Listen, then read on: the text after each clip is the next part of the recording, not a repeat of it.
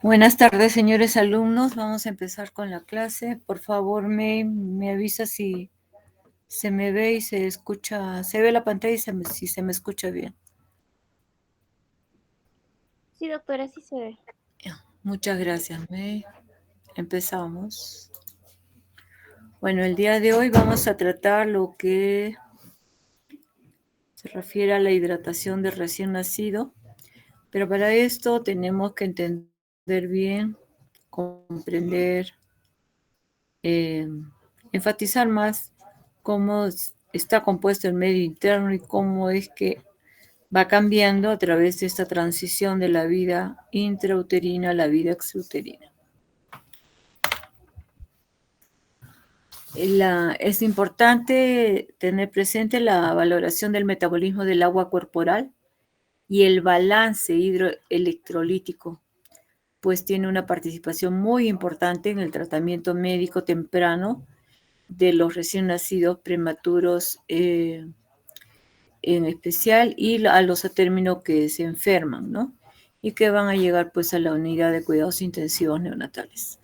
Los líquidos intravenosos o intraarteriales administrados en esos primeros días son un factor importante en el desarrollo en la prevención de enfermedades como, por ejemplo, la hemorragia intraventricular, enterocolitis necrotizante, la persistencia del ductus arterioso, y luego, pues, tenemos que estar bien enfocados y conocer bien cómo es este manejo para disminuir o evitar una de las grandes complicaciones de los prematuros de larga data, que es la displasia broncopulmonar.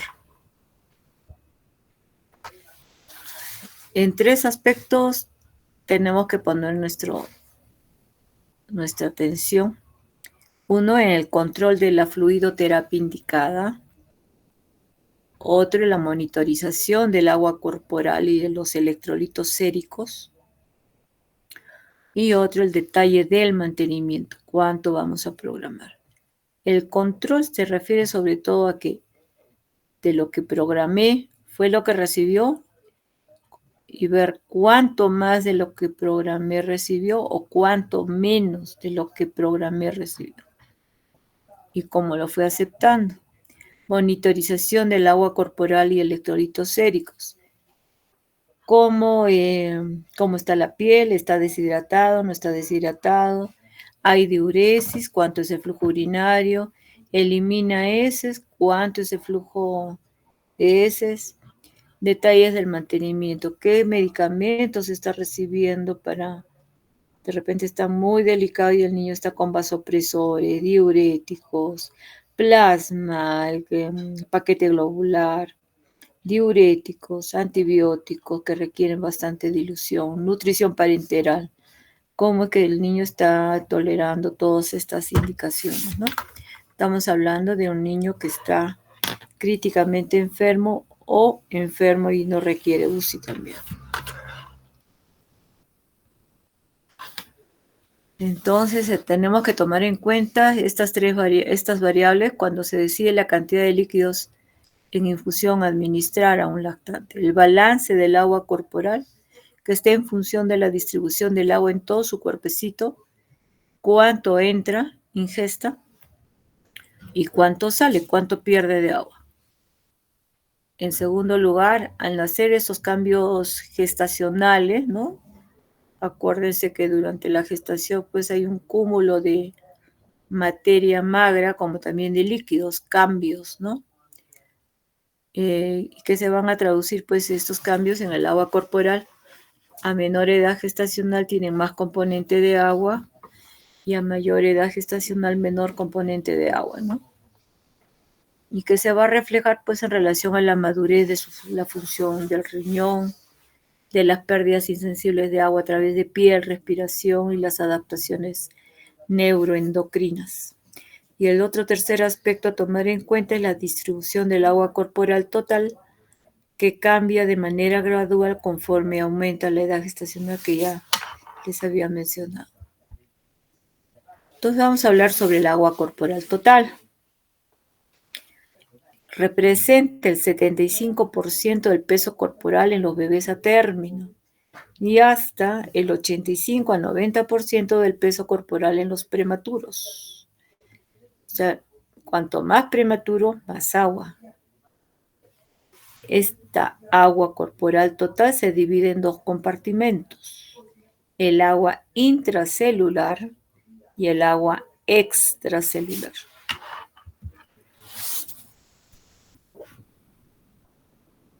Esta agua extracelular, a su vez, está compuesta por dos componentes: el intravascular y la intersticial. ¿Sí? Entonces, les pregunto, ¿cuáles son los componentes del agua corporal extracelular? Son el intravascular y el intersticial.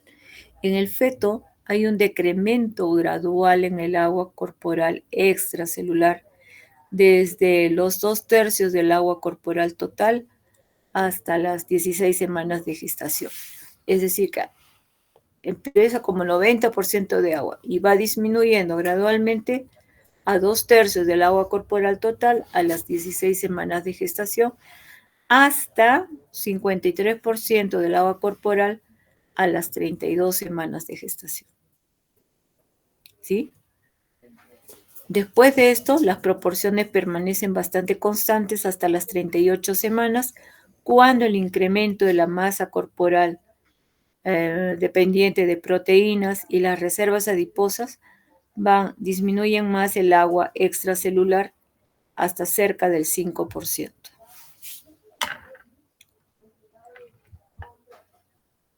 De tal manera que al nacer hay una reducción adicional. SW, la sigla está en inglés, es el agua corporal, el agua extracelular, que está en función de la transición normal de la vida intrauterina a la extrauterina, ¿no? Se produce una diuresis que va a reducir el peso corporal en forma proporcional a la edad gestacional. Para el recién nacido con peso muy bajo al nacer, es decir, aquel que pesa menos de 1.500 gramos, pueden esperarse pérdidas del 10 hasta el 15% de su pesito. Mientras que los bebés a término, que suelen tener más peso, ¿no?, suelen perder del 5 a 10% del peso corporal. Los recién nacidos con restricción de crecimiento uterino, o sea, ya venían así, tienen una pérdida ponderal inicial menor y recuperan con más rapidez su peso al nacer que sus contrapartes de igual edad gestacional con crecimiento normal. ¿Por qué será? Es como que hubiera estado desnutrido y de pronto le tiene bastante comida, ¿no?, cuando ya está en la vida extrauterina. Y esa ganancia de peso es muchísimo más rápida.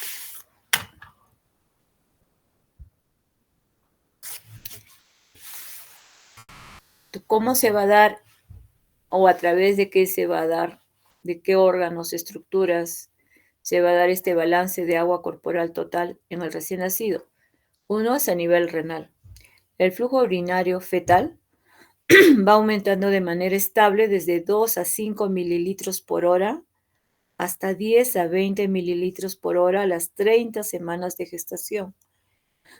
Cuando llega la edad de a término, a partir de las 37 semanas en adelante, el flujo urinario fetal llega a 25 a 50 mililitros por hora y luego va a caer a 8 a 16 mililitros por hora o el equivalente a 1 a 3 mililitros por kilo por hora. Esos cambios de volumen nos muestra pues el gran intercambio de agua corporal durante esta vida fetal y los cambios súbitos que van a obligar a una adaptación fisiológica al nacer. Miren, cuando llega a término, llega a eliminar hasta 25 a 50 por hora, justamente porque ya se acerca el parto. Vino el parto y llegan a eliminar hasta ese momento del parto esa cantidad de agua, justamente para coadyuvar a todos los cambios fisiológicos que suceden en el momento del nacimiento. A pesar de este abundante flujo urinario fetal in útero, la tasa de filtración glomerular es baja el recién nacido comparada pues con la de un adulto, ¿no? Al nacer esta tasa de filtración se mantiene baja, pero va aumentando de manera constante en el periodo neonatal, bajo la influencia de la presión sanguínea sistólica, que como ustedes acordarán que en la vida fetal era baja, cuando nace ya el niño, esta presión revierte, ¿no? Al igual que la presión, al igual que disminuye la presión, eh, que diga la resistencia vascular pulmonar. Al bajar la resistencia vascular pulmonar, aumenta la perfusión pulmonar y por ende influye en el incremento de la presión a nivel de manera sistémica en todo el cuerpo. Entonces, con esta excreción al final de la vida fetal se ve que está aumentada, es justamente para eliminar pues todos estos excesos de líquidos que puedan ocurrir y facilitar una mejor adaptación. Aunado pues al aumento del flujo sanguíneo renal, la permeabilidad glomerular creciente. Los riñones infantiles son capaces de producir una orina diluida dentro de límites que van a depender pues de la tasa de filtración glomerular. Esta tasa de filtración en prematuros es resultado del flujo sanguíneo renal bajo, pero va aumentando también de manera considerable después de las 34 semanas de edad postconcepcional. Los bebés a término, los recién nacidos a término, pueden concentrar orina hasta los 800 miliosmoles por litro en comparación con los bebés, con los 1500 miliosmoles de niños mayores y adultos, ¿no? El riñón, por otra parte, de un lactante, de un bebé prematuro, tiene menor capacidad de concentrar la orina, es como una coladerita, debido a una concentración intersticial de urea relativamente baja, un asa de Henle más cortita y un sistema tubular distal y colector con menor respuesta a la hormona antidiurética. ¿Sí? Entonces, por eso digo que el riñón de un bebé prematuro es como una coladera. En la prematuridad extrema, ¿no? Aquellos menores de 28 semanas, la osmolaridad urinaria puede ser de hasta 70 miliosmoles por litro. ¿Y cuánto era en un bebé a término? 800 miliosmoles por litro. Y en un prematuro extremo, o sea, menor de 28 semanas, 70 miliosmoles por litro. Si bien existen limitaciones, los prematuros sanos con una ingesta constante de sodio, pero con infusión variable de líquidos que pueden ir entre 90 y 200 mililitros por kilo al día, pueden concentrar o diluir la orina para mantener ese balance de agua corporal deseado, ¿sí? A pesar de unos riñones inmaduros.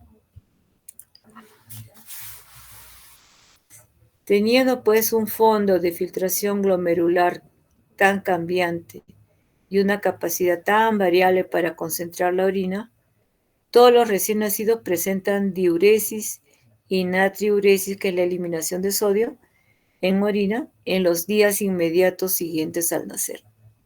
¿Sí? Seas prematuro, seas a término, igual los bebitos van a presentar diuresis, salvo pues que tengan agenesia renal o de vías urinarias, que en ese caso es muy probable que no nazcan bien, pues, ¿no? Y se puedan intraútero.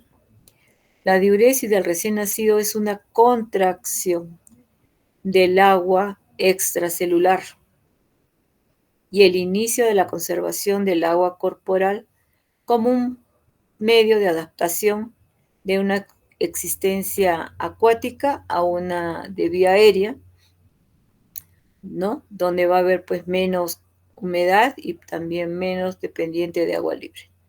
Esa diuresis se va a facilitar por esa limitada capacidad a la hormona antidiurética, pero también disminuye con el aumento de la osmolalidad sérica, cuando es sobre todo más de 285 osmoles por kilo y un volumen intravascular decreciente.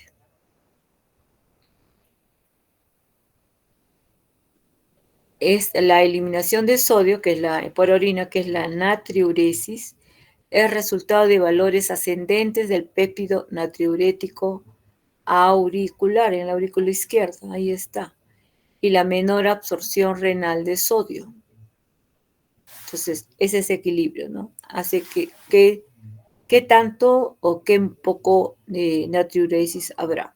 Va a ser el resultado de este valor ascendente de elevación del péptido natriurético auricular y una menor absorción renal de sodio. Los riñones pequeños de los neonatos también pueden tener una menor secreción de bicarbonato, potasio y ion hidrógeno.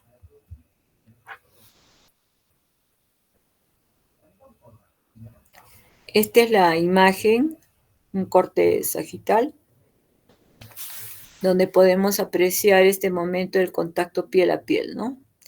Este hecho es fundamental para todos los cambios que uno espera y también movimientos de agua corporal total. Este es un producto en una cesárea. Sale el bebé. Sale un bebé prematuro con un esfuerzo respiratorio algo pobre. Acuérdense que no ha habido un trabajo de parto. Hay una elevación mínima de catecolaminas y una pobre depuración pues del líquido de los pulmones, ¿no? Entonces, por eso es que en ellos hay que actuar, estar preparados para poder recibirlo de la manera más adecuada. Por ser prematuros también ellos tienen una debilidad muscular a nivel de los intercostales, del diafragma mismo. Entonces su esfuerzo respiratorio pues no va a ser igual que la de un bebé a término, ¿no? Este esfuerzo respiratorio incluso va a durar poco tiempo, 20 segundos. Se va todo el esfuerzo, todo su esfuerzo respiratorio, ¿no?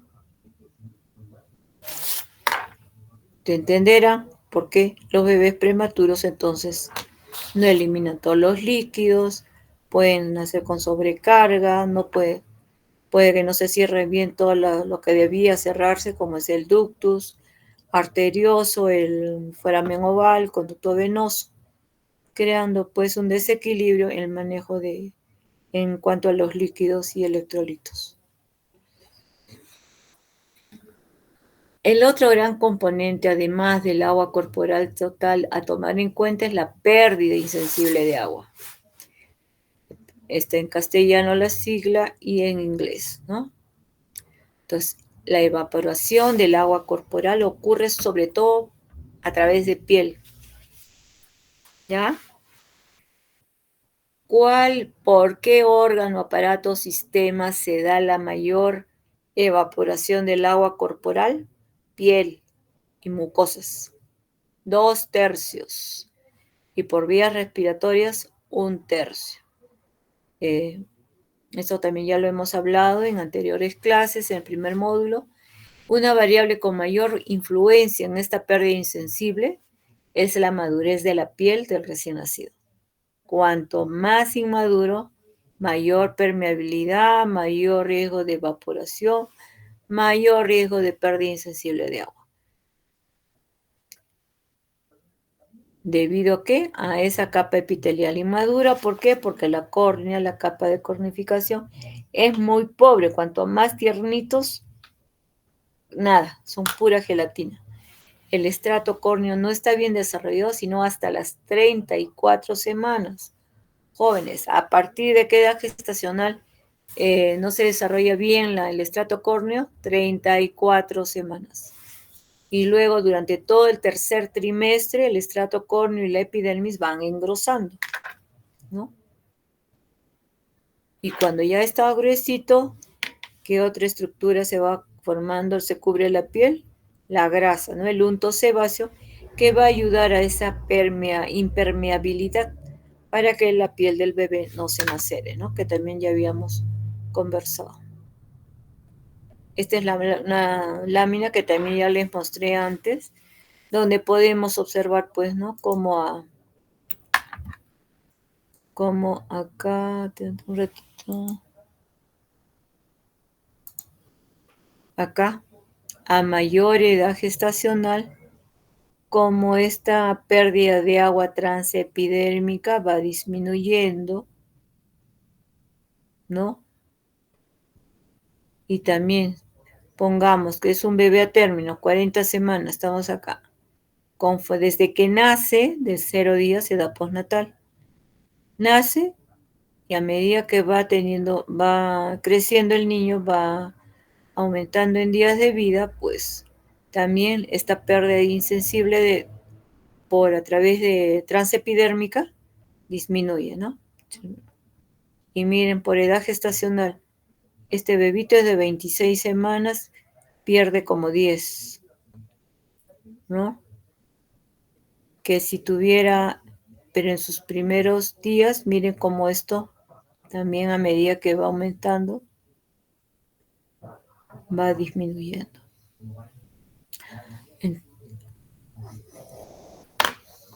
Y si ustedes han tenido la oportunidad de ver a un recién nacido el día 0, a término, y luego el día 3, el día que se va de alta, ya que nació por cesárea, por ejemplo, van a ver que esa piel está más cornificada. Hay un cambio en la piel del bebé. Ya ni que les digo de los prematuros que deben haber visto hospitalizados el día 1 que nacen, que parecen como una gelatina o transparentes. La piel parece transparente. Y a la semana es una piel totalmente diferente. Esa queratinización del estrato córneo representa pues la barrera principal a la pérdida del agua. Para eso está la queratinización. Como la piel, como la naturaleza, todo eso está ya programado genéticamente. Esta comienza en el segundo trimestre, temprano, y continúa durante todo el tercer trimestre. Cuando se da la queratinización recién, dijimos que era a partir de las 34 semanas, ¿no? Además, esta pérdida de insensible se relaciona con un mayor cociente entre superficie corporal y peso corporal en los prematuros y por tener también una mayor vascularidad cutánea.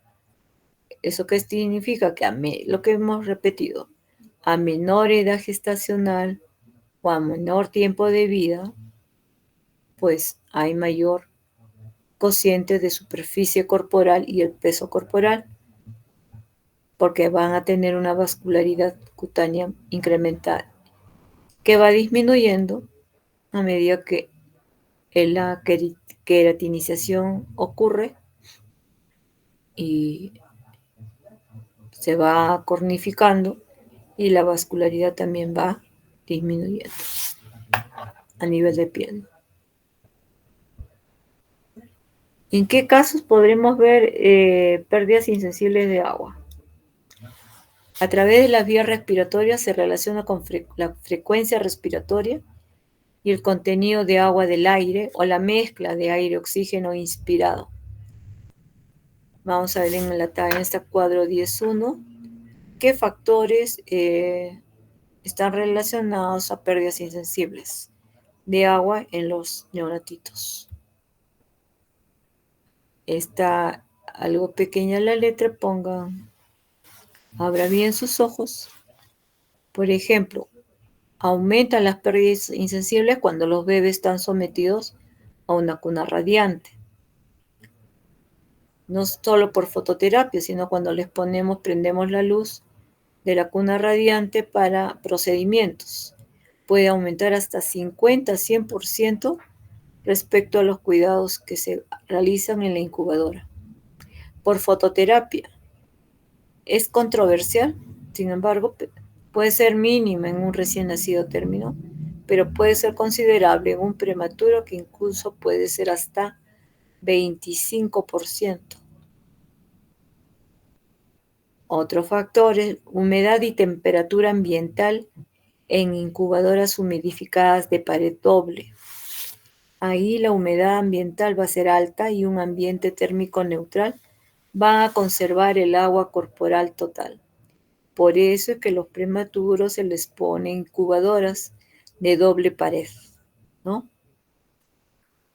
Temperatura corporal alta, es decir, que el bebé haya incrementado su temperatura, ya sea inducida por la incubadora o porque esté presentando fiebre, sus pérdidas insensibles pueden aumentar un 30 a 50%, imagínense ustedes.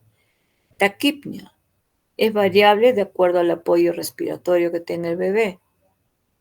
Lesiones cutáneas, por ejemplo, los niños que vienen con lesiones de piel, una piodermitis, ¿no? Una estreptodermia, un niño con el síndrome de la piel escaldada por la toxina del estafilococo, o el niño mariposa, por ejemplo.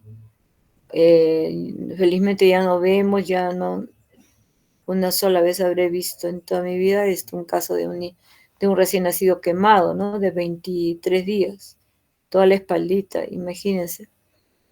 La pérdida es inmensa, pues, ¿no? Ausencia congénita de una cobertura de piel. Se ve en casos de ¿qué? De onfaloceles gigantes, defectos del tubo neural, estoy hablando de mielomeningocele, peor si está roto. O la epidermolisis ampollar, que es el niño mariposa, ¿no? En general, pues los bebés prematuros sanos que pesan entre 800 y 2000 gramos, atendidos en incubadoras de pared doble, la pérdida aumenta en forma lineal conforme disminuye el peso corporal. ¿Ya? A menor peso, mayor pérdida insensible. Y a mayor peso, menor pérdida insensible. O sea, no es proporcional, ¿no? Es inversamente proporcional. Como acá, como esta tablita que está publicado en Gomela. Un bebé, por ejemplo, que pesa al nacer menos de 750 gramos, se calcula una pérdida insensible de 100 a 200 mililitros por kilo día. Imagínense. Si este bebé pierde así, póngase que pese 7, pierde como 200. ¿Ah? ¿Se imaginan?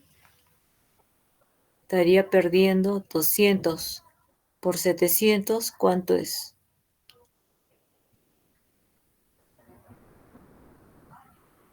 Jóvenes, calculemos que pierde pérdida insensible de agua 200 mililitros por kilo por día. Será 0.200 por 0.7. ¿Cuánto es? Pregunto, ¿están ahí o no están ahí? 140, doctora. Claro, 140 gramos. Miren, ¿cuánto es 140 gramos de un bebé de 700 gramos? Es más, es su 20% de pérdida de peso. Probablemente lo encuentran chocado. Miran cuánto tuvo de flujo urinario y resulta, miren, solamente eso por piel, ¿no? Pero es sensible de agua. Seguramente que al niño al día siguiente lo encuentran chocado, sino que ha fallecido. Y ese es el gran problema que existe con los bebés tan chiquititos, tan chiquititos.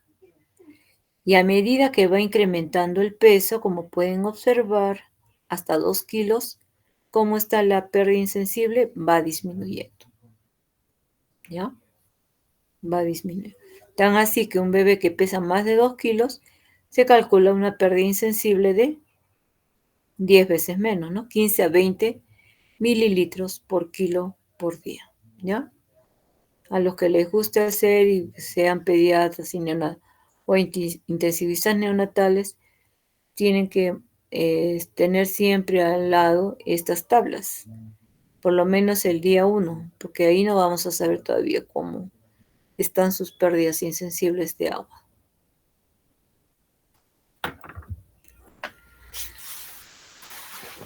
En cambio, los lactantes enfermos con peso similar, que son atendidos bajo un calentador radiante, reciben apoyo respiratorio con ventilador.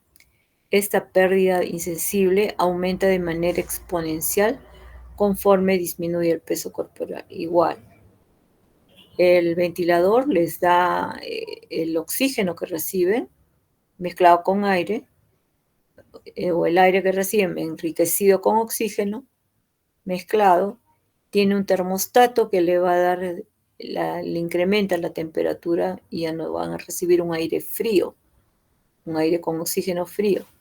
Y también les da humedad. Tiene ahí en la parte baja del ventilador ese equipito que le da humedad y le da más una temperatura adecuada para que el bebé lo reciba. Pero aún así pierden peso. Pierden peso. Y esos hay que tomar en cuenta para cuando uno hace el balance hídrico, que tiene que ser estricto. La fototerapia también puede aumentar estas pérdidas insensibles, como ya vimos, porque eleva la temperatura corporal y por lo tanto eleva también el flujo sanguíneo periférico, es decir, a nivel distal. En general, todos los aumentos recomendados de líquidos, por todas estas razones, en prematuros, se pueden elevar, además de lo que le tocaba, pónganse un prematuro de 30 semanas, digamos que de 30 semanas de edad gestacional. Le tocaría como 80, 90 de agua de mililitros por kilo día. Si además va a estar en incubadora, ventilado, en máquina y encima está histérico, le van a poner fototerapia, pueden incrementar ese volumen hasta 20 más, es decir, hasta 100 mililitros por kilo por día, ¿no? Sobre todo los días iniciales. Ya después ustedes van viendo cuántos son sus pérdidas, cuántos son sus ingresos, esto ajustan más el volumen a indicar. Como estamos viendo hasta ahora, es importante saber la edad gestacional, el peso y qué cosas va a recibir. ¿Estará en cuna radiante? ¿Será una incubadora doble pared? ¿Estará en ventilación mecánica? ¿Cómo viene cómo está viniendo este oxígeno húmedo y calentado? ¿O está con cánula binasal y es oxígeno frío, sin humedad, etcétera, etcétera? Es probable que con las nuevas luces de fototerapia, que ahora son azules y la tendencia es a que no queme, pues ya ya genera muy poca pérdida, ¿no?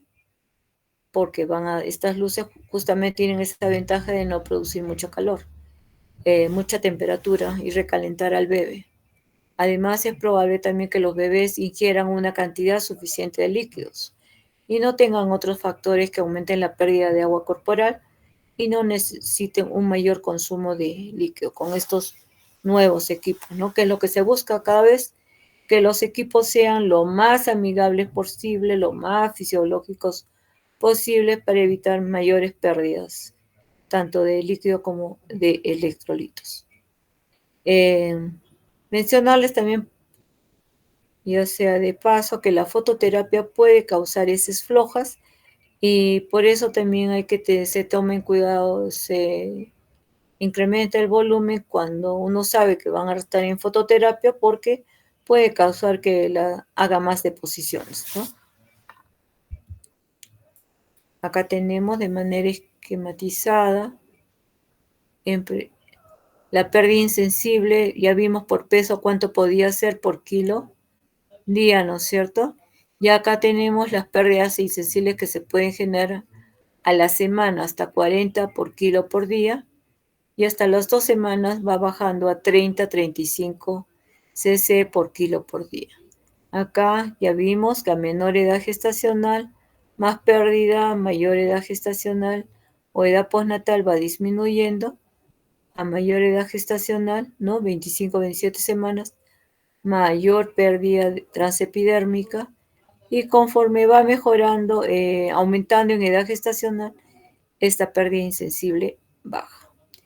Miren ustedes la pérdida insensible en prematuros menos de 24 transepidérmica es 15 veces mayor que un bebé a término, ¿no? 15 veces mayor. La piel empieza a madurar inmediatamente después de que nazca, independiente de la edad gestacional que tenga, va cambiando, porque el ser humano es un animal de costumbre, se va adaptando. Acá tenemos las pérdidas insensibles, son mayores por el nivel de piel, 2/3, y por vía respiratoria, 1/3. En el atérmino se ven de 10 a 20 capas en el estrato córneo. En el menor de 24 semanas no tiene nada, ni una capa. Recién va a empezar a tener a las 34 semanas. Córnea. Entonces, es necesario pues tomar en cuenta estas pérdidas insensibles para el mantenimiento apropiado del entorno del bebé. Es la mejor medida para poder contrarrestar el grado elevado de estas pérdidas por una piel inmadura. La humedad, muy importante, tiene mucho efecto sobre las pérdidas transepidérmicas de agua. En el bebé de extremadamente bajo peso al nacer, es decir, aquel que pesa menos de 1000 gramos, un incremento de la humedad del incubador hasta el 80% disminuye estas pérdidas en aproximadamente un 75%. ¿Qué tal? Pierde 200 mililitros por kilo por día, habíamos visto, ¿no? En el menor de 750 gramos. ¿Cuánto es el 75% de 200? Jóvenes. ¿Cuánto es el 75% de 200? 150. 150, o sea, solamente perdería 50 mililitros por kilo por día. Miren cuán bien nos hacen estas incubadoras, que cada vez son incubadoras inteligentes. Hay algunas que incluso se autorregulan solas, sabiendo que le tienes que programar tanto de humedad, tanto de temperatura, y conforme va variando la temperatura, de acuerdo al sensor, ¿no?, que tiene el bebé, va modificándose. Hasta ese nivel hemos llegado en cuanto a la tecnología. Las pérdidas insensibles a través de vías respiratorias van a depender de la temperatura y de la humedad del gas inspirado, lo que le estamos dando, ya en el caso de que necesite ya sea en casco, ya sea en cánula binasal, ya sea ambiental, o si es esto por tubo endotraqueal, ¿no? Hay que tomar en cuenta eso. También depende de la frecuencia respiratoria, del volumen corriente y la ventilación del espacio muerto. El espacio muerto viene a ser de los bronquios y tráquea, todo lo que esté, pues, siempre hay aire que está ahí, un volumen de aire que está ahí. Va a depender de todas esas, de la temperatura y de la humedad de esa zona. Entonces, ¿qué aspectos a tomar en cuenta o qué tips para prevenir estas pérdidas? Mantener en estos bebés pequeños, mantener la humedad al 80% la primera semana, uso de incubadoras de doble pared, si no es posible, utilizar bolsas de polietileno como las que vimos en reanimación, ¿se acuerdan? Cuando hicimos la clase, disminuir todo lo que implique lesiones de piel, usar protectores cutáneos, me estoy refiriendo cuando ponen las vías, uso de protectores cutáneos. En ventilación mecánica no se va a producir pérdida insensible porque, como les decía, viene con ese gas se mezcla y pasa por un termostato y tiene que ingresar húmedo. Y en el monitor nos indica cómo está entrando ese gas. Para recordarles qué factores nos afectan las pérdidas insensibles: mayor frecuencia respiratoria, lesiones en piel, malformaciones quirúrgicas, gastrosquisis, onfalocele, ¿no es cierto? A nivel de abdomen, y casos raros, pero también puede haber esto ¿cómo se llama? El corazón expuesto también, que no van a vivir mucho, pero también incrementa. Mielomeningoceles, por ejemplo, acá están viendo un caso de un ónfalocele. Este es un ónfalocele gigante. Eso tiene que estar cubierto y estar instilando cloruro de sodio constantemente. La ventaja del onfalocel es que tiene una cubierta de amnios y corio, ¿no? Pero igual hay que estar instilando, manteniendo la humedad. Cuando es gastroquisis, ahí es más complicada la cosa, pero igual hay que estar cubierta por gasas. Este es el continente. Cada vez se va metiendo, introduciendo gradualmente hasta que esté en una condición de que se pueda cerrar toda la pared. Esta es la condición. Otra condición de pérdida, la prematuridad extrema, ¿no? Acá también, miren esa piel. Qué córnea puede haber por acá. Las temperaturas altas de las incubadoras, por eso hay que estar viendo constantemente. Cuando escuchen una alarma hay que ver, acercarse a la unidad del paciente y ver por qué está sonando esa alarma. Puede aumentar hasta el 30% de su pérdida insensible por cada grado de temperatura. El uso de fototerapia dependerá qué tipo de fototerapia está usando. La blanca, que es la que recalienta más. Las azules, de las antiguas, esas también recalientan. Las que son de luz LED ya no.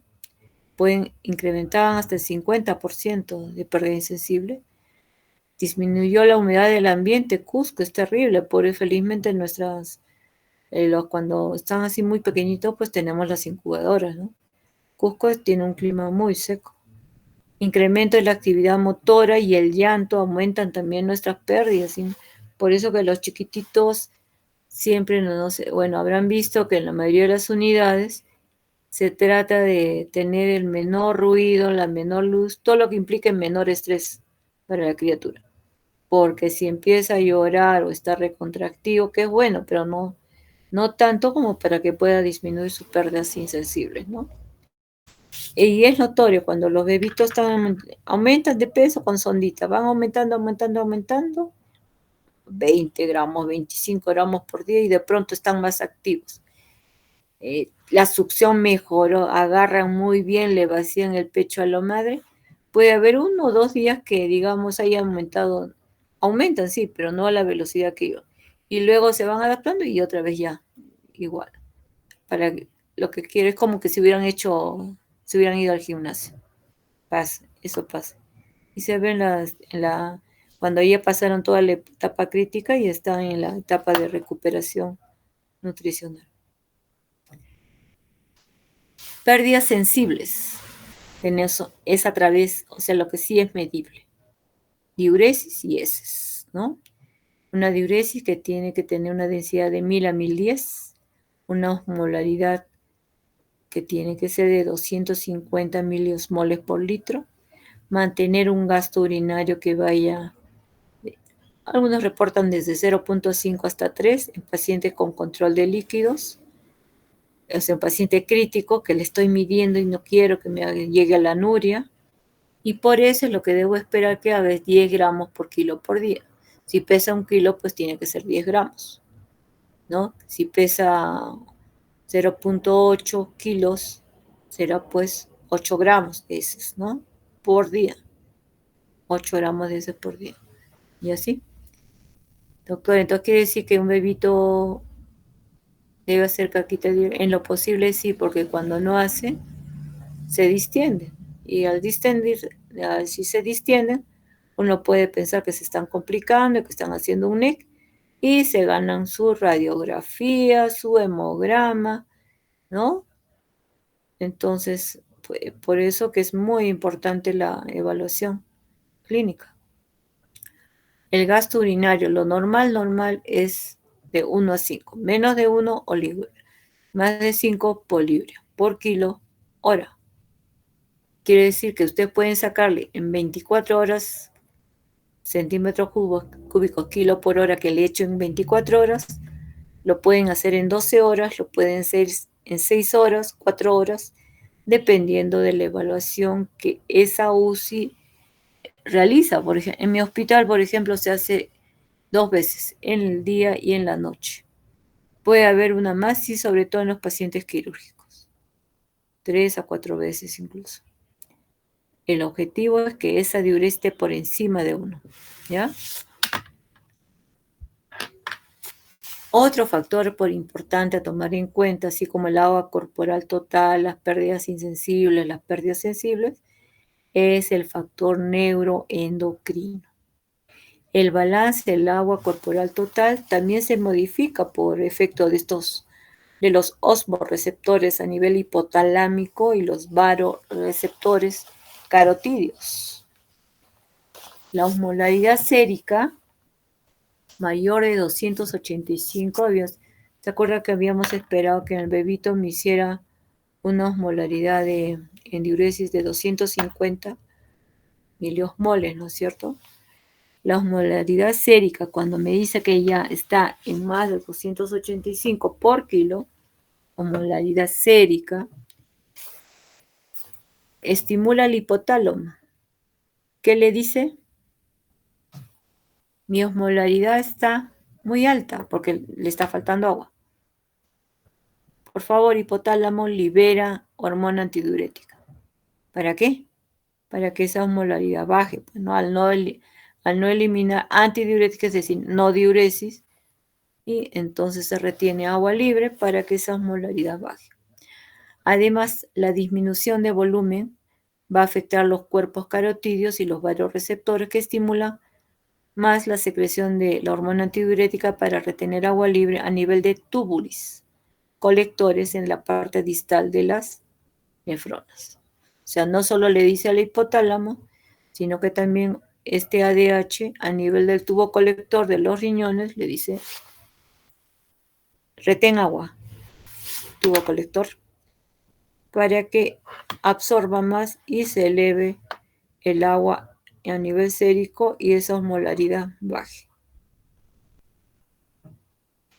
En conjunto, pues, los osmoreceptores y estos vasoreceptores buscan mantener el agua corporal total, TBW, en inglés, con un volumen intravascular adecuado, con una osmolaridad sérica normal. Es lo que se persigue con estos cambios. En el bebé que está hipóxico con acidemia y la hipercarbia son estimulantes potentes también de hormona antidiurética. Una secreción excesiva de esta hormona puede seguir a una o más alteraciones, como puede ser la hemorragia intracraneal. ¿Por qué?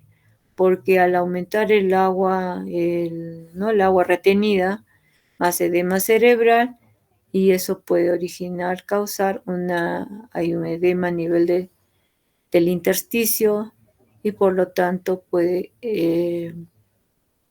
generar hemorragias a nivel intracraneal. Es contraproducente también, se ve en casos de septicemia y generar también hipotensión, ¿no? ¿Cuándo será que veré secreción excesiva de hormona antidiurética? En casos en ausencia de hiperosmolaridad o deficiencia de volumen, por lo que ocurre un fenómeno conocido como el síndrome de secreción inadecuada de hormona antidiurética. ¿En qué casos vemos eso? En hiponatremia, se manifiesta como una hiponatremia por no hay retención de agua, el sodio baja. Hiponatremia, hiposmolaridad sérica, orina no diluida y un nitrógeno ureico sanguíneo disminuido, porque está habiendo retención de agua. Como esta secreción de hormona antidiurética inicia durante el desarrollo fetal, puede haber un síndrome de secreción inapropiada de esta hormona incluso en bebés prematuros, así como en los de a término, al inicio, ¿no? Doctora, van 2 días ya y mi bebito no orina. Sacamos la cuenta bien, está en sus 30 horas, pero ya es segundo día de vida. No orina, seguro señora, no se habrá hecho con el meconio más. No, entonces hay que estar observando. Y resulta que está terminando la guardia, estamos preocupados, vamos a ver. Sí, ya estaba lactando y ya orinó más, ya orinó. ¡Wow! Ya, suágate, nos vamos, ¿no? Pero antes de eso tienen que examinar, no vaya a ser que está ahí haciendo retención de orina, pasa. También suelen hacer los bebitos esto. Y pasa con algunos anestésicos, cuando las mamás reciben anestesia, sea epidural o raquídea, puede pasar también el efecto de este medicamento en algunos bebés. Es muy raro, pero puede pasar. Entonces, ¿qué tengo que hacer? ¿Cómo sabré? ¿Será mi agua corporal? ¿Serán las pérdidas insensibles? ¿Serán los factores neuroendocrinos? ¿Las pérdidas sensibles también? ¿Qué hago? Vigilo. ¿Cómo vigilo? Peso. Peso y su examen físico. En cuanto al peso corporal, la pérdida de peso prevista en los primeros 3 a 5 días de edad es del 5 al 10% en el niño a término, hasta los 7 días, ¿no? Incluso. Y de 10 a 15% en los bebés prematuros. Una pérdida más del 15% durante esta primera semana de vida es excesiva y se debe revalorar con el cuidado del balance del agua corporal. Cuánto ingresó y cuánto eliminó. Y en cuanto eliminó es todo lo que midan, orina, heces, más las pérdidas insensibles que le tienen que calcular de acuerdo al peso. Y tomando en cuenta si estuvo en fototerapia, ventilador, etc., etc., todo lo que hemos hablado. Si esa pérdida ponderal es de menos de 2% en esta primera semana de vida, es probable que la infusión de líquidos para mantenimiento esté siendo excesiva, porque yo tengo que esperar en que mi paciente enfermito, que de por sí ya sé que todo bebé normal va a perder el 10%, si yo veo que el primer día estando así tan malito solo me ha perdido menos de 2%, esto está reteniendo por alguna razón, entonces si va a estar en la UCI, obviamente voy a tener que, aparte del balance, le voy a medir el sodio, el potasio, cómo están los gases, y tengo que ser muy exhaustivo en mi examen físico. En la unidad, cada vez que se hace la evaluación en la unidad, se tiene que hacer no solamente cómo están sus tableros, sus pérdidas, sino hay que examinar, hay que escuchar bien pulmones, corazón, evaluar si hay signos de perfusión adecuados o no, como puede ser la fontanera, el llenado capilar, que tiene que estar más de 3 segundos, hay signos de pliegue, no hay signos de pliegue, el hígado está grande, está taquipneico, ¿qué tal? Se pasaron en exceso rápidamente, más si es un prematuro, pueden hacer esto, insuficiencia cardíaca. Y el primer signo que van a tener, aparte de que desature, es que la taquipnea. Entonces, todo eso tengo que estar buscando. ¿Esté edematoso o está deshidratándose? ¿Cómo están los tejidos? ¿Cómo está la piel? ¿Cómo están las mucosas? ¿No? Lo que les acabo de mencionar. Es decir, buscar signos de deshidratación o de sobrehidratación. Puede ser útil también cuando ven a los bebés, en los bebés con bajo peso al nacer. Como ya están de por sí vienen con un hándicap negativo, o sea, medio desnutridos, entonces a ellos podemos encontrar signos del pliegue. Entonces, ¿qué hago? Miro las mucosas, veo la fontanela. Si es necesario, pésenlos nuevamente, se les pesa.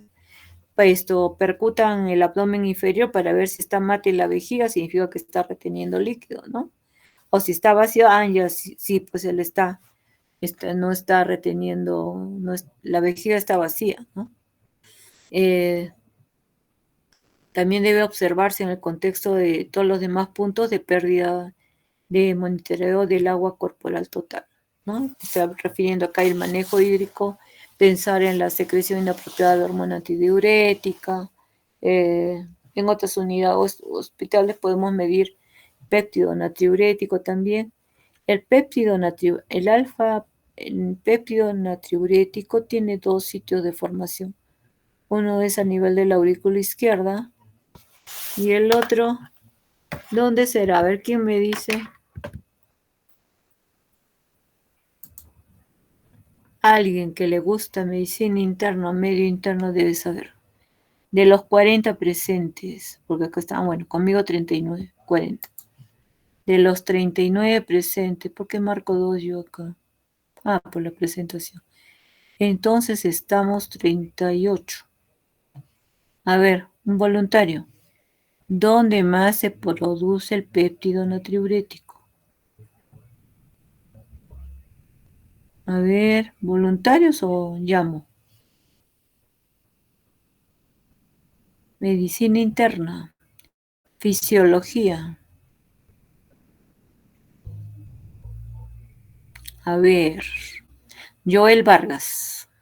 ¿Está presente o no?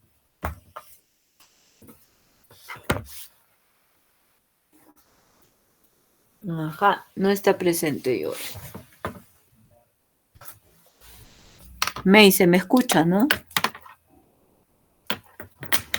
Sí, doctora. Ya. Joel Vargas ausente. Doctora, disculpe, estoy presente. Es que mi Ah, computadora no tiene micro, doctora. ¿y qué pasa? Ahora sí tiene. Ah, no, está desde mi celular, doctora. Ya. Dime, pues, ¿dónde más se produce el péptido natriurético?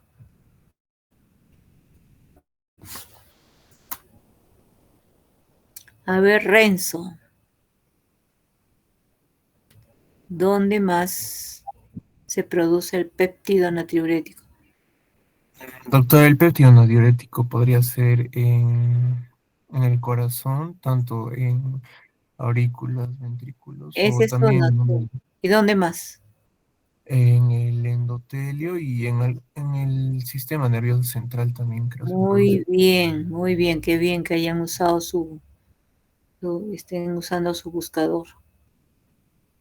El alfa es a nivel de la aurícula izquierda y el beta es a nivel del sistema nervioso central, ¿ya? Pero ambas tienen esa función antidiurética, o diurética, perdón, ¿ya? Muy bien esto, ¿quién me contestó? Renzo, ¿no? Sí, doctora. Renzo Latorre.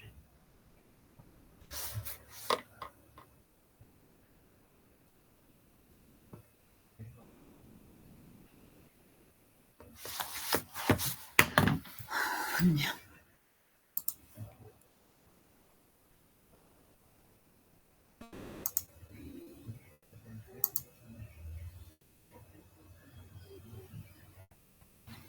Y otra forma de saber es pues a nivel de mis signos vitales, ¿ya? Y a través de mis signos vitales pues la presión sanguínea es un elemento importante.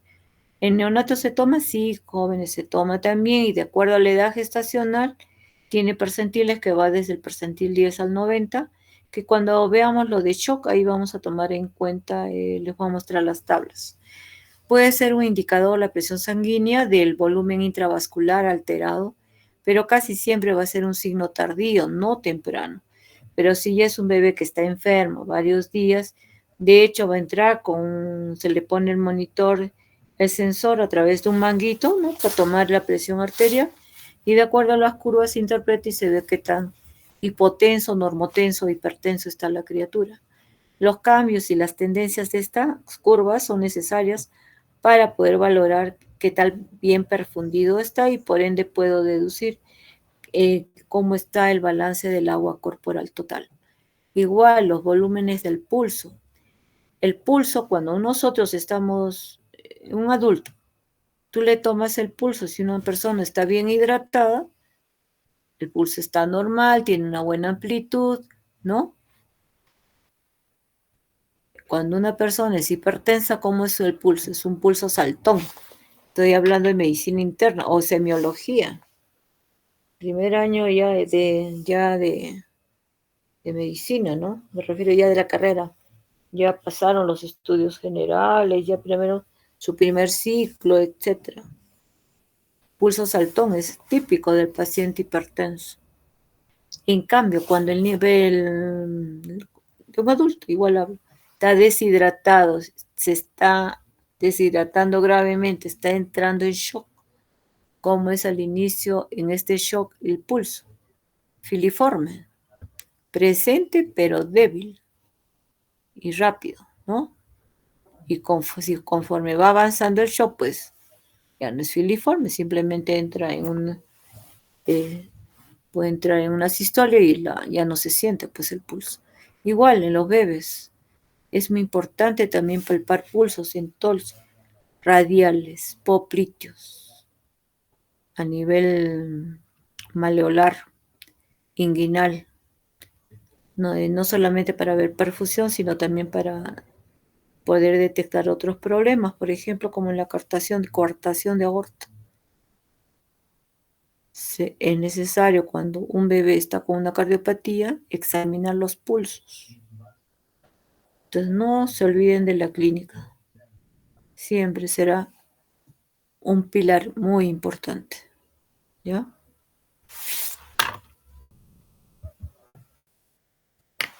La taquipnia es un signo temprano, jóvenes, de acidosis metabólica o de insuficiencia cardíaca también, que va a acompañar al volumen intravascular disminuido. Les mencionaba yo de una experiencia. Es un bebé que nace de una madre con preeclampsia, con placenta previa. No, está sangrando poco, dijeron. Está sangrando poco. Entonces era una cesárea que no va a haber problemas. No va a haber problemas. Dios, la señora se pone a vomitar en sala, se puso pálida y así súbitamente la presión le baja y sale el niño flácido, sin respiración, pálido. Le hicimos por reanimación hasta BPP, mantuvo una respiración y luego al piso, que no demoramos, entramos rápido al ascensor, entramos ventilando, ya con oxígeno de apoyo, lo estoy observando y empieza a hacer distrés respiratorio. La frecuencia llegaría a 60, 62, 64, pero había tiraje vía disbalantaria con Silverman de 3, 4. Pero es a término, decía yo, este prematuro, no hay prolong y la obesidad estaba pálido. Sin pensarlo dos veces, sin esperar hematocrito de frente. Antes de salir, no pregunté a la mamá cuánto había perdido sangre la señora. Él había perdido ya 500 y habían encontrado un hematoma retroplacentario, ¿no? O sea, además de era placenta previa total, había perdido 500 al empezar a sacar al bebé y después había perdido como 1.000, 1 litro más. Entonces se explicaba, pues, ¿no? Porque el chiquito había nacido así. Entonces ya, llegamos, canalizamos vía umbilical y se le pasó sangre. Se le pasó cloruro de sodio, 9 por 1000, 10 por kilo, 2 veces. Pueden creer, en 2 minutos el distrés de 4 pasó a 1. Increíble, increíble. Pero así pasa, así sucede. Entonces uno tiene que prever.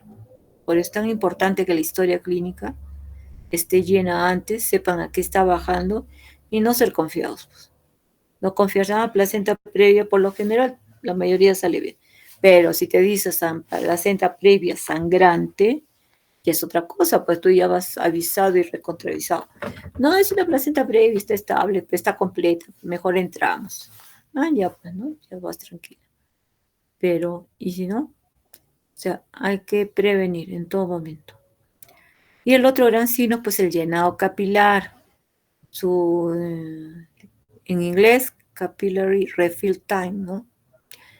Tiempo de llenado capilar. ¿Cuánto me demora? Yo presiono a nivel de pulpejos o talones y presiono rápidamente y evalúo cuánto tiempo me toma. Tiene que ser más de 3 segundos. Si es más de 3 segundos, es sospechoso de que le falta volumen. Hay un intravascular disminuido. Tanto como puede ser en un prematuro que tenga, justo marca 3 segundos. Vuélvanle a hacer otra vez, aunque sea en el otro taloncito, porque ya es prematuro. Que sea 3 segundos es mucho, ¿ya? Es importante. Ambas nos indican volumen, pérdida de volumen, la taquimia como el llenado lento, peor si es más de 3 segundos. Más de 3 en un término y 3, justo 3 o más en un prematuro. El hematocrito. Los aumentos o descensos del hematocrito central, ya sea venoso o arterial, respecto a valores normales aceptados, van a sugerirnos cambios en su volumen intravascular, ya que está relacionado con el agua corporal total.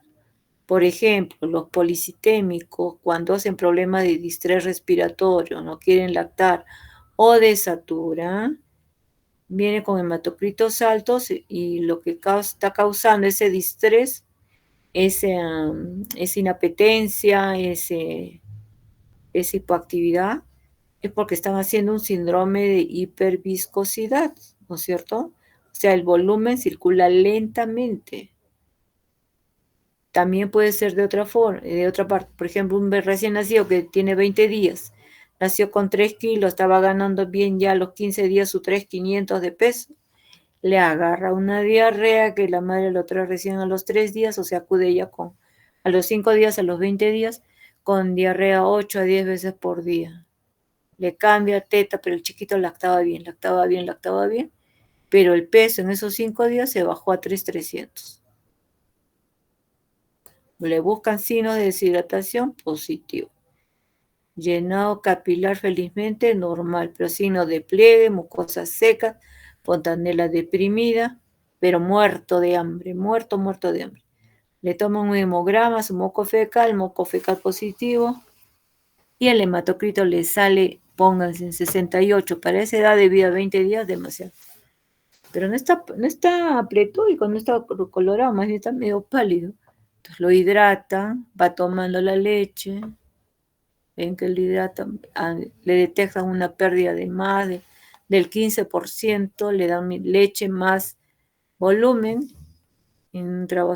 fluidoterapia endovenosa, y le toman su control a las 6 horas y ven que ese hematocrito de 65 baja a 59. ¿Qué pasó? Se hemoconcentró, pues, porque le faltó intravascular, ¿no? Le faltó fluido, ¿no? Perdió el líquido intravascular, ¿sí? Eso más se ve en casos de pediatría, donde hay lactantes que es más frecuente ver cuadros de diarrea que les lleva a deshidratación, no tanto como hace 20 años, pero en algunos casos sí. Aparte de lo que pueda verse por cuadros de hemorragia, ¿no? Por ejemplo, un hematoma subbaleal, se baja el hematocrito, o puede que haya perdido y luzca un hematocrito alto, de repente por ese líquido, esa sangre secuestrada, pues, ¿no? Entonces, el hematocrito nos puede reflejar tanto sobrehidratación como deshidratación. Entonces, ¿cuál será nuestra interpretación? Será de acuerdo al cuadro clínico, ¿ya? La química sanguínea. Allí entra el sodio, nuestro gran catión, el llano y el gran representante del extracelular, ¿no es cierto? Las concentraciones de 135 a 140 miliequivalentes son indicativos del balance del agua corporal total y del sodio. Otros vamos a tomar en cuenta hasta 145, son valores normales. Superiores o inferiores, es decir, menos de 135 o mayores a 145, sugieren hiperosmolaridad o hipoosmolaridad, ¿no? Menos de 135, hipoosmolaridad, y más de 145, hiperosmolaridad. Una concentración de sodio menor o igual a 130 sugiere a menudo sobrehidratación en los primeros días de edad, en un niño que está enfermito, ¿no? Es necesario considerar también en estos casos una deficiencia excesiva de sodio o el síndrome de secreción inadecuada de hormona antidiurética en nuestro diagnóstico diferencial, junto con trastornos relacionados pues como gastroenteritis, o sea, la enterocolitis necrotizante, insuficiencia renal o episodios hipoxémicos graves precedentes. También tener en cuenta o presente el valor de la concentración de sodio en una muestra sanguínea que está hemolizada. Ahí se destruyen los glóbulos rojos y este sodio nos puede conducir de manera inexacta a un cuadro de hiponatremia, ¿no? El valor normal de la osmolaridad sérica, el estándar es de 285 más menos 3 miliosmoles, o sea, de 282 a 288. Me indica que es una osmolaridad equilibrada del agua corporal total. Me indica que hay un buen balance del agua corporal total. Ya si estos valores son mayores o menores, se debe considerar como una probable sobrehidratación hacia arriba o una deshidratación hacia abajo. Pero también pues dependerá de cómo interprete. Puede estar hiperosmótico, pero porque ha perdido líquido. O hipoosmótico si es que ha ganado, está reteniendo líquidos, ¿no? Entonces, de acuerdo al cuadro clínico, hay que hacer la interpretación. Evaluar también el estado ácido básico, y para eso tengo que tomar dos factores importantes: el ion hidrógeno y la deficiencia de base. Un pH valor de lo normal, por lo general para nosotros menos de 7,35, indica acidosis metabólica y se acompaña de otros factores, lo que sugiere un volumen intravascular reducido e hiperosmolar. La deficiencia de base, si es que está aumentada, es decir, una acidosis metabólica con una deficiencia mayor a 5, con una reducción del gasto urinario, con una presión sanguínea baja y un llenado capilar lento, prolongado, sugieren hipovolemia, ¿no?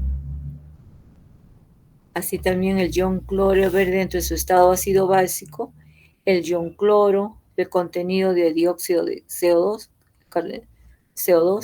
y el bicarbonato. Estas determinaciones son importantes para poder calcular el desequilibrio aniónico y el estado ácido básico general. Un desequilibrio aniónico es un parámetro unificador para poder determinar o identificar la acidosis metabólica en presencia de deshidratación. Este desequilibrio o este parámetro viene a ser la suma de los iones sodio y potasio sérico menos la suma de los iones cloro y bicarbonato séricos. El intervalo normal para este desequilibrio aniónico es de 8 a 16. Más de 16 indica acidemia orgánica. En presencia de deshidratación con reducción del intravascular, la acidemia láctica es secundaria a una hipoperfusión tisular y refleja un amplio desequilibrio aniónico y por lo general está asociado a cuadros sépticos de shock séptico, como también de algunos errores innatos del metabolismo también, cuando es refractario al tratamiento iniciado. La orina. La orina en bebés a término el bebé a término puede concentrar la orina hasta 800, ¿no? Como ya habíamos visto. ¿Y cuánto lo podía hacer un extremadamente prematuro? 70, ¿no? Miliosmoles. ¿Y cuánto lo hacía un adulto? 1500, ¿de acuerdo? Ya. Mientras que en prematuros se limita a 600 miliosmoles por kilo. Pero en lo que hablamos era 70 por litro, ¿no? Los electrolitos urinarios y la osmolaridad urinaria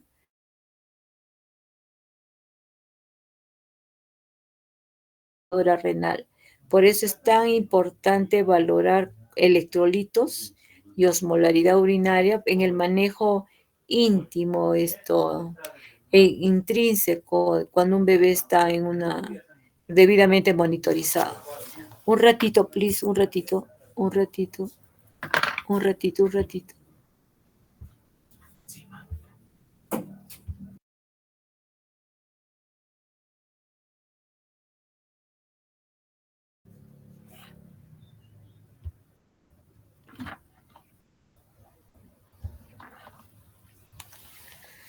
Entonces, si tenemos en nuestra unidad cómo hacer electrolitos urinarios, es decir, el laboratorio cuenta, explotar. Sabiendo bien que el riñón de este bebé está funcionando bien, estamos bien, vamos bien. El gasto urinario debe ser mantenerlo de 1 a 3 mililitros por kilo por hora para el tercer día de edad en todos los bebés con riñones normales. En prematuro, la formación de orina, ustedes saben que está limitada el primer día, pero debe empezar a aumentar según va aumentando en días de vida. La densidad específica urinaria es de 1005 a 1012, es consistente con un balance adecuado. A ver, yo les pregunto, ¿es un prematuro que nace 30 semanas con 1.200 gramos de peso, entra a la UCI por un síndrome de estrés respiratorio, le ponen surfactante, lo colocan en CPAP y en 24 horas, al segundo día de vida, le retiran el CPAP y queda con cánula binasal porque ya no hay mayor distrés. Pero en 24 horas ha eliminado, me contestan ahorita, ha eliminado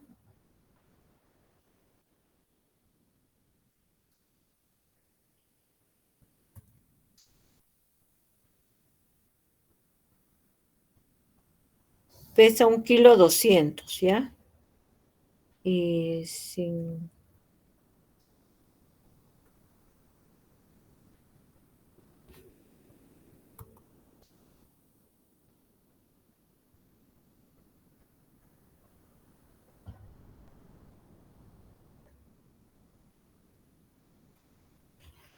Ya, en el segundo día ha eliminado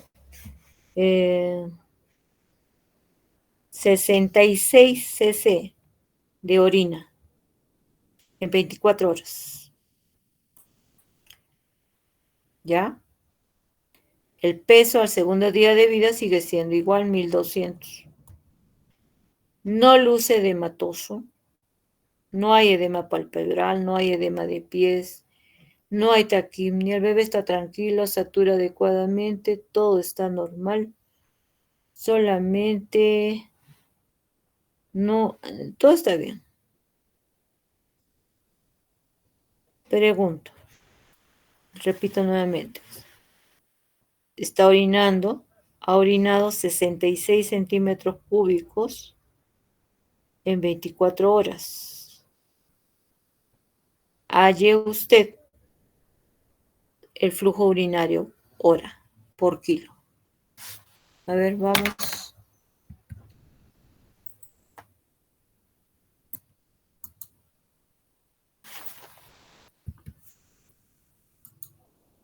¿Quién terminó?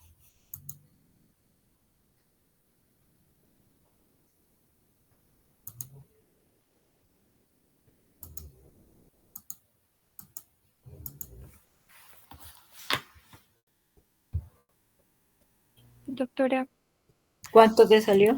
sería 12 cc kilo hora. Claro, primero divides entre horas, ¿no es cierto? Y te sale 2. 2.29. Y eso lo divides entre 1,2.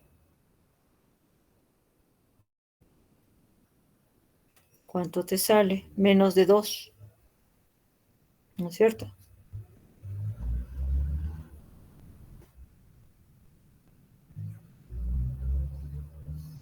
Te sale 1,9 por kilo por hora. ¿Sí o no? ¿Quién me contestó? Velázquez Peña, doctora. ¿Perdón? ¿Tu nombre? Meix Velázquez Peña. Meix. Muy bien, Meix, por participar. Sí, sale 1,9 kilo cc de orina por kilo por hora. ¿Y cuánto hemos dicho que yo tengo que tratar de que esté? De 1 a 3 mililitros. Esos primeros días, o sea, está bien la criatura. Como ven, está bien. Y resulta que para su tercer día de vida aumenta a 80. ¿Cuánto sería en ese caso? A ver, gracias, May. Le vamos a decir, a ver, que divida a... Ajá. Adelia, Adriana, Yumi, Carlos. Nishiyama, ¿está presente? Sí, doctora, presente. Buenas tardes. A ver, Rafael, ¿cuánto sale? Si para su tercer día de vida ha orinado 80. Para un bebé que pesa, sigue con el mismo peso, 1,2. Trabajamos con su mismo peso.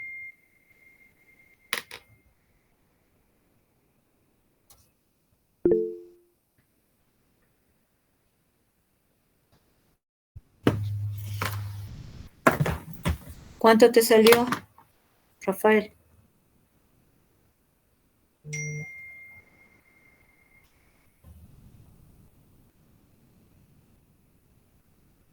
No importa si se equivocan. La cuestión es que participen. De esto es las notas de ese 10%. De actitudes y de seminarios y participación. Te saldría, dividen igual, pues 80 entre 24 horas y entre doctora. peso. ¿Cuánto? 2. 2.7, ¿no? ¿Aumentó o no aumentó la diuresis? Aumentó, ¿no? Porque tenía 1.9 el día anterior. Y es así, pues conforme va aumentando en edad de vida, se equilibran las hormonas, los líquidos, y el niño, como está bien, todo está funcionando bien, salió de su problema agudo de la membrana hialina y se restablece no se restablece, o sea, mejora la diuresis, ¿no? Pues ya estaba con 1.9 el día anterior, estaba bien, estaba dentro de lo normal. Pero al día siguiente aumenta. Quiere decir que está mucho mejor el bebé, ¿no? Entonces, para estas cosas nos sirven para sacar estos valores, para evaluar qué tan bien está yendo mi bebito, qué tan bien está saliendo de su problema. Muy bien, Rafael.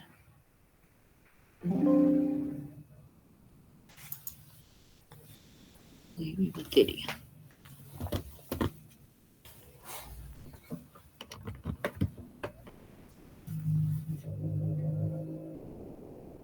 Continuamos.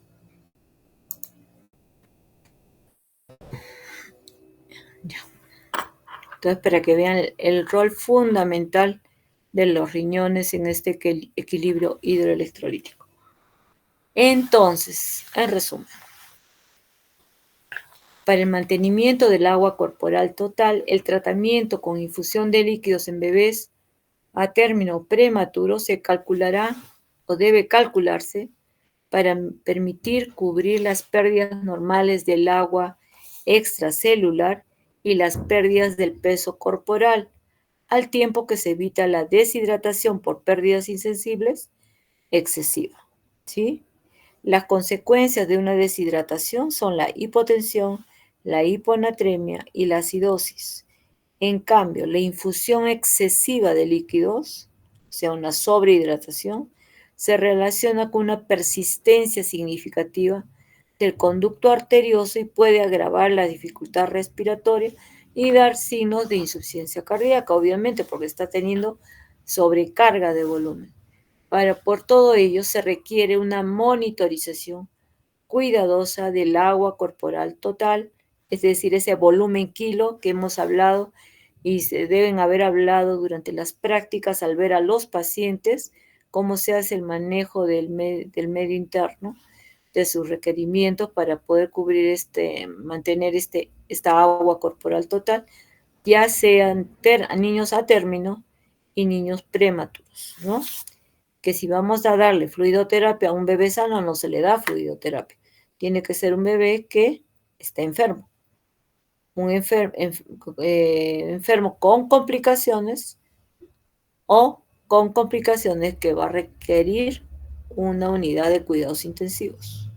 Hay patologías que requieren tratamientos invasivos, hay patologías que no requieren tratamientos invasivos, como puede ser simplemente la administración de líquidos de su alimento y antibióticos, o fototerapia y lactancia simplemente, o fototerapia más fluidoterapia, pero no necesito ponerlo en ventilador mecánico, no necesito un monitoreo excesivo, ¿no? Entonces hay criterios para qué bebés ingresan a una UCI y qué bebés se requieren hospitalizar, pero no van a requerir estar en la unidad de cuidados intensivos. ¿Ok? Entonces, estos son los dos tipos de poblaciones neonatales que son los que más van a usar. Y dentro de términos los ponemos también a los posttérminos, que la verdad en momentos actuales la cantidad de postérminos es muy pequeñita, porque ya cuando están viendo signos de envejecimiento placentario, ya no permiten que llegue a las 42 semanas. Lo sacan si es que no desencadena trabajo espontáneo o riesgo de pérdida fetal, son intervenidos, ¿no? Y sí hemos observado, créanme, si vemos las estadísticas de los últimos 5 años con esta intervención, la cantidad de óbitos en bebés a término con buen peso, sin malformación congénita mayor, ha disminuido. Entonces, ¿qué consideraciones a tomar en cuenta para el aporte hídrico? Variaciones del peso, ingresos medibles o cuantificables, las pérdidas cuantificables de agua, pérdidas insensibles de agua. Para eso, la tablita que les mostré. Líquido, hay también otras fórmulas, como vamos a ver. Líquido para la formación de orina, líquido necesario para reponer pérdidas insensibles. El agua necesaria para el crecimiento es de 20 mililitros por kilo día para una formación de 10 gramos por kilo de nuevos tejidos. Esto es para que crezcan, no está hablando de reponernos, es todo lo que tienen que tomar en cuenta que se ha mencionado antes. Tomar en cuenta también las pérdidas gastrointestinales, sobre todo en pacientes quirúrgicos, sobre todo del tubo digestivo, esos operados de atresias duodenales, yeyunales, hasta de un mar alto. A veces se genera, se complica, se reabre la herida, si entran a sala, exponen todas las vísceras, todo el abdomencito, pobrecitos. También ahí pierden agua. Acuérdense que ahí están bien iluminados los pobres, ¿no? Y en ese momento también pierden altamente, sus pérdidas insensibles aumentan. Y otras pérdidas patológicas, los operados, por ejemplo, de yeyuno, duodeno, tienen un alto flujo de pérdida en esas vías. El requerimiento de agua, todo esto me tiene que llevar a pensar que el requerimiento de agua para excretar solutos es más o menos 4 mililitros por cada miliosmol por litro. Y va a variar entre 20 a 30 mililitros por kilo día en los primeros días, hasta 70 a 80 mililitros por kilo día en la segunda, tercera semana de vida. Es decir, necesito eliminar todo eso para poder excretar esos solutos, ¿no? La pérdida insensible de agua es la pérdida que ya dijimos por evaporación. Una vez más, 70 por piel y 30 por vía respiratoria. Otra forma de sacarla al PIA es tomando en cuenta todo lo que he ingresado menos todo lo que he egresado más la pérdida de peso, el delta P, cuando el bebé pierde peso, ¿no? Fíjense bien. Ingreso menos egreso más pérdida de peso cuando el bebé perdió peso. Y la otra forma es ingreso menos egreso menos la ganancia de peso si es que el bebé ganó peso. ¿Ya? ¿Por qué? Porque si gana peso significa que su pérdida insensible va a ser menor. ¿Sí? Entonces, considerar la fase de ajuste de la composición corporal del agua. Para eso necesitan que tengan buenas balanzas y la que pese sea una trome pesando. Si mi control de peso es fiable, ya. Me fío y lo puedo tomar así. Si no me acuerdo, no tengo la tablita. Cuando pierde peso, sumo el peso. Y cuando gana peso, menos la ganancia de peso. Es el delta, ¿eh? No es el peso total. Nuevamente, ¿cuánto pierde? Lo que les mostré era por día, ¿no? Las pérdidas insensibles. Este es mililitros por kilo por hora. El otro que les puse de 12 hasta 200 mililitros día era el por día. Pues. En cambio, este es por hora. Miren, iguales a menor edad gestacional o a menor peso, mayor es la pérdida, y a más peso, menor es la pérdida insensible. Mililitros por kilo por hora, y acá tienen mililitros por kilo día. El otro era mililitros día. Este es kilo día y este es kilo hora. ¿Ya? Entonces tienen dos Tienen 3 formas de verlo: anterior, por kilo día y por kilo hora. Pónganse cuándo usarán la hora, cuando estén sacando balances.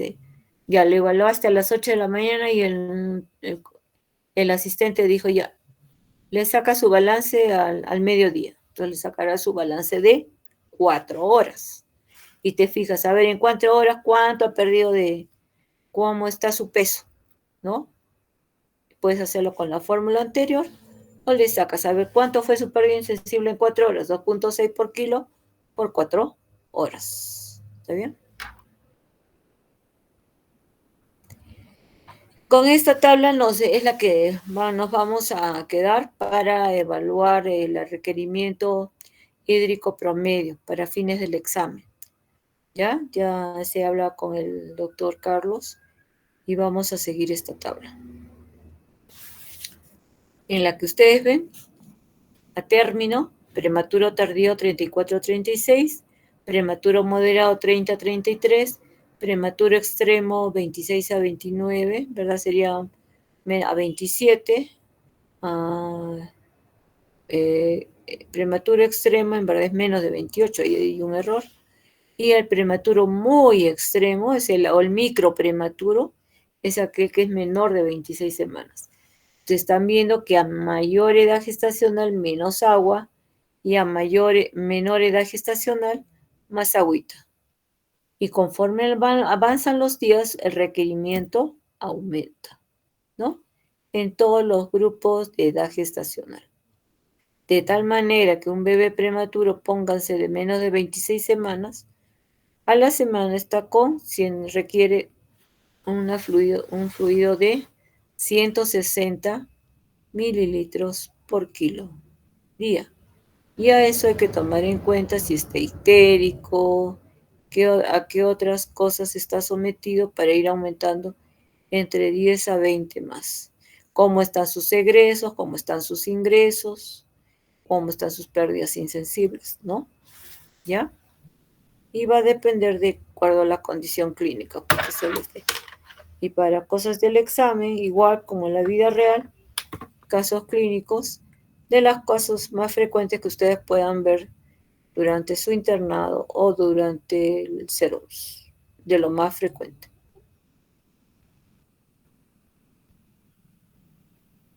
Entonces, nuevamente, tomar en cuenta, tanto para el bebé a término que necesita tratamiento con infusión con líquidos, y tomar en cuenta también la condición especial de los prematuros. Recordarles que un bebé para que crezca necesita, o el objetivo para que logre un crecimiento es de 15 a 20 gramos kilo día. Esa es mi meta objetivo. En una primera fase, cuando un bebé está enfermito, está en una redistribución de líquidos de 5 a 10 días. No solo enfermo, también en la parte, si está sano. Acuérdense que con un bebé recién de 0 horas tiene un leve edema palpebral, la piel luce bien húmeda, bien turgente, ¿no? Entonces, es por eso que en los siguientes días va a tener una pérdida insensible por piel. Hay una etapa oligúrica, puede ser corta o durar un poquito más, normal, hasta las 48 horas no más. Una etapa poliúrica viene luego y luego se estabiliza. Este periodo nos dura 5 a 10 días. La fase intermedia de 7 a 20 días, que va a depender de los aportes, cuánto recibe de leche materna, cuánto recibe de nutrientes si está enfermito, NPT o NPT, estas fases se repiten también para ellos. Segundo, va a depender de la situación clínica y si en caso de que estuviera enfermo, cuánto está recibiendo por vía parenteral, cuánto está recibiendo por vía oral, vía enteral. Y luego viene una fase 3 de crecimiento estable, ¿no? Donde vamos a observar que ganancia de peso, un balance positivo de agua y sodio, sin que significa eso una sobrehidratación, siempre fijándose que no haya signos de congestión pulmonar, ¿no? Insuficiencia cardíaca derecha, o que esté edematoso, me refiero, ¿no? Todo lo que me indique sobrecarga de volumen. ¿Ya? Entonces, recordar también que la pérdida de peso se da en los primeros 7 días de vida, el sodio mantenerlo en 135 a 145 y el potasio en 3.5 hasta 5 milimoles por litro. Incluso en prematuro se habla hasta 6 milimoles por litro, ¿ya? Pero en niños a término 5. Tomar en cuenta, recordar, tener en cuenta las condiciones patológicas, la extrema prematuridad, lesiones en piel. Este es un bebé, este es el piecito, la foto de un bebé. Les digo que es de mi hospital porque esta es la colchita típica de mi hospital. Es un bebito que viene de Quillabamba con 3 días de vida. Y lo mandan así, están viendo estas lesiones que están esfaceladas, eran ampollitas, es el niño mariposa. Imagínense como esto, pero así grande, grande, tenía a nivel del tórax, del pecho, como si fuera un quemadito. Este es el caso de una gastrosquisis que tuvimos, gigante, evolucionó mal, lamentablemente falleció. Entonces, tomar en cuenta esto, ¿para qué? Para reponer volumen a volumen y electrolitos por electrolitos. ¿Qué más necesitamos saber? Es que aparte del fluido, de la fluidoterapia y de los electrolitos, hay que mantener una buena glicemia, evitar la hipoglicemia, como también la hiperglicemia, hay que disminuir el hipercatabolismo. Asegurarles una velocidad de infusión de glucosa, que es el VIG, de 4 a 6 miligramos por kilo minuto para ese primer día. Con eso cubrimos las demandas cerebrales o la producción por glucogénesis, es decir, el glucógeno que se degrade a glucosa, y aumentar de 1 en 1 miligramos kilo minuto por día. En el término el valor máximo de VIG hasta 8 a 10, en el pretérmino de 10 y en el pretérmino extremo, el menor de 28 semanas, hasta 2 incluso. Para sacar mi VIG es la concentración de la dextrosa por el volumen por kilo por día que he determinado darle, entre 144. Concentraciones de dextrosa que vayan más allá del 12% requieren una vía central. ¿Y por qué cuidarle de la hipoglicemia? Porque estos bebés, sobre todo los prematuros o pequeños, corren un alto riesgo de hipoglicemia transitoria debido a la inmadurez de sus rutas metabólicas, que se va a incrementar por los insuficientes depósitos de glucógeno. Ya hemos visto dónde se deposita la grasa parda, que es donde están las mayores fuentes de glucógeno en el prematuro, en el dorso de la espalda, en la parte detrás del pericardio, detrás del corazón, ¿no? Entonces, a la altura del cuello, en la parte de atrás, un prematuro pues no lo tiene. Y el pequeño para edad gestacional, que es el niño desnutrido, intraútero, pues tampoco lo tiene. Y si lo tiene es muy poquito. Entonces, no, ¿de dónde va a sacar glucosa si no hay mucho depósito de glucógeno? El valor mínimo de la glicemia es 47 miligramos por decilitro, pero va a depender también de las horas de vida. Menos de 48 horas, tengo que tratar de que este valor no sea menos de 50. En reglas generales, para reglas de practicidad. Y más de 48 horas tiene que estar de 60 a más. ¿Ya? Este es el umbral para definir hipoglicemia. En verdad que la definición es bien controversial. Lo último que se habla es esto, 47, pero los otros valores.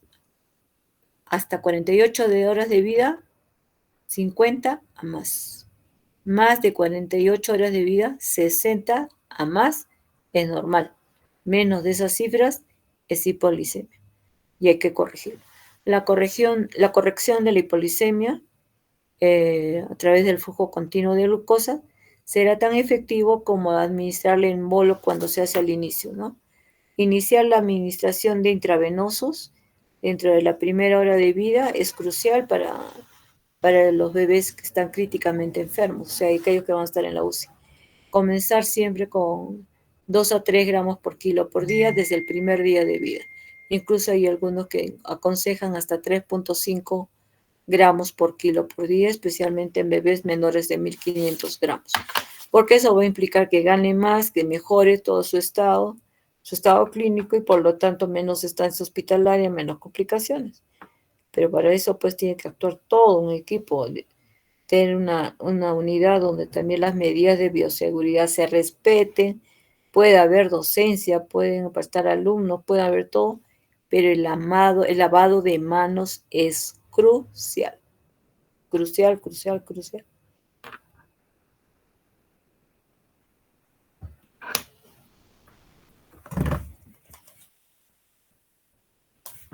Bueno, jóvenes, en la próxima clase toca prematuridad. Sí, a ver un ratito que está. Esto lo saco.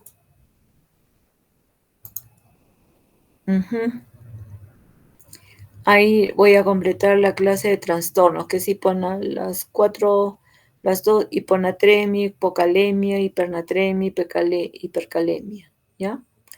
Con casos clínicos. Y mencionarles que hay un grupo que le falta un seminario, esto no sé si ya les indicaste, el grupo que tenga solo un seminario tiene que exponer el tema de policitemia neonatal el 20 de mayo, ¿ya? Eso ya es para el tercer módulo. Y para este módulo tenemos el 22 de abril, casos clínicos.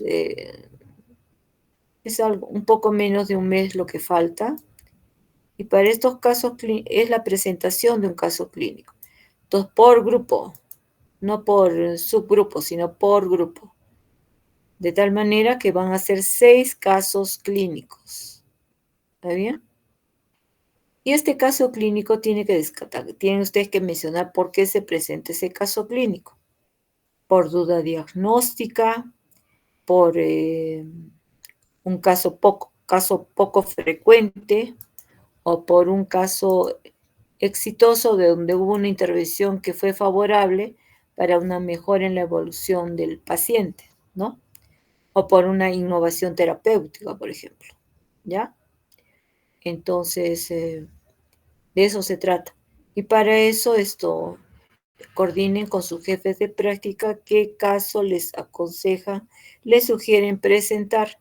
Yo me voy a comunicar con ellos, tenemos un WhatsApp grupal, para poder indicarles y les asesoren en esta búsqueda. ¿Ok? Eso todavía ya es para el 22 de abril. Están ya avisados para que tomen en cuenta. Como ustedes ven acá en el sílabus, están viendo, ¿no? Se ve el sílabus. No hay clases en Semana Santa. Vamos a respetar eso. Listo. Les voy a pasar también la plantilla de PPT para el caso clínico. Obviamente cambian el diseño, está en blanco y negro, más ya ustedes lo diseñan, lo presentan y les sugiero que incluyan videos o fotos, obviamente las radiografías, tomografías si cuentan con ello, resonancias si cuentan con ello, radiografías contrastadas si cuentan con ello, qué mejor, cuanto más hagan, mejor hagan la presentación, mucho mejor. Y no debe pasar no se extiende, se va a valorar el tiempo también, la capacidad de síntesis que tienen ustedes, la presentación, que estén puntuales, que respeten los tiempos y que conozcan del caso, pues, ¿no? Porque las preguntas se va a hacer a todo el grupo, ¿ya? ¿Alguna pregunta respecto al caso clínico? Doctora, más o menos 15 minutos por exposición o 20. No más de 8 minutos. No más de 8 minutos la presentación, porque después son como 7 minutos para preguntas y respuestas que les va a hacer el auditorio o yo, ¿no? Con eso ya van 15. Y entre que lleguen y no lleguen la hora, pues ya Pónganse 15 por 6, es hora y media. El resto de media hora será para pregunta y poder redondear algunos conceptos. Manejen sus tiempos, tenemos que aprender a manejar. Es parte de vuestra formación cuando les toque exponer ya profesionalmente.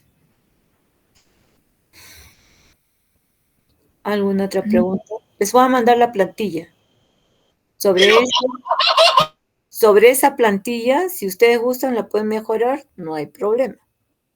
Pero el tiempo, sean respetuosos con el tiempo, ya se va a valorar. Doctora, tengo una pregunta. ¿Todos vamos a exponer o se puede escoger solo uno o dos No, personas? todos. Ya. Todos para que todos trabajen.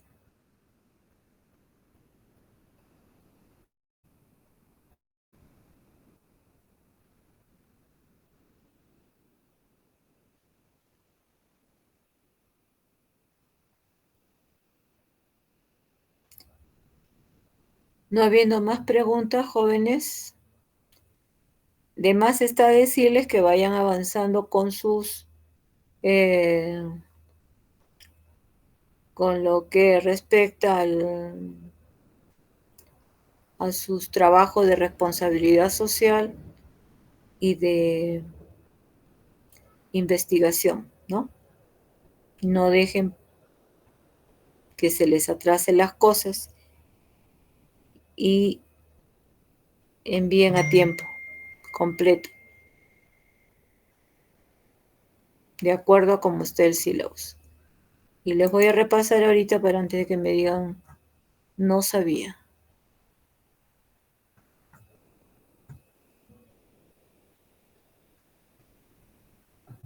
Para este segundo aporte, la investigación pide que esté hasta resultados, interpretación, discusión y conclusiones.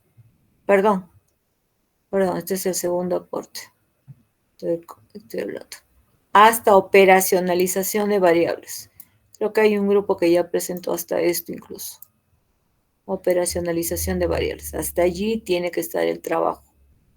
Y en cuanto a lactancia materna, responsabilidad social, es ya haber hecho ya la elaboración del tríptico informativo. Ya tienen que traerme la evidencia de que han presentado por mesa de parte y que está aceptado. Ya me tienen, doctora, ya aceptaron, ya está la fecha, ya está coordinado y este es mi material que voy a utilizar. Mi gigantografía o mi banner o mis trípticos, qué sé yo, lo que está pidiendo acá, ¿ok? Ya para el tercer aporte, en cuanto a la formación, ya es el trabajo de investigación ejecutado, ya. Si no me cumplen en el segundo aporte, de manera virtual con lo que estamos hasta acá, les voy a pedir que lo hagan esto ya de manera impresa. Tratemos de no gastar papel, no dejen que el tiempo les gane.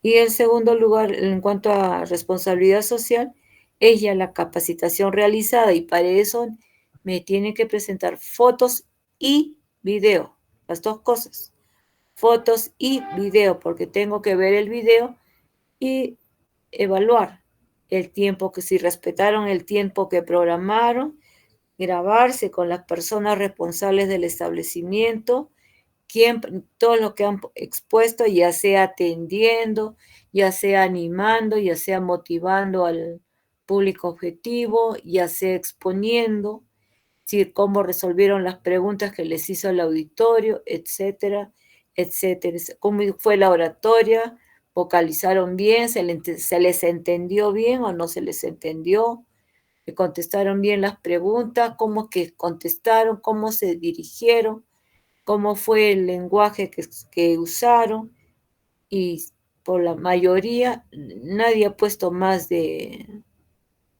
a lo más han puesto 2 horas y media del trabajo, del taller, no han puesto más tiempo. Así que extenuante, no lo es.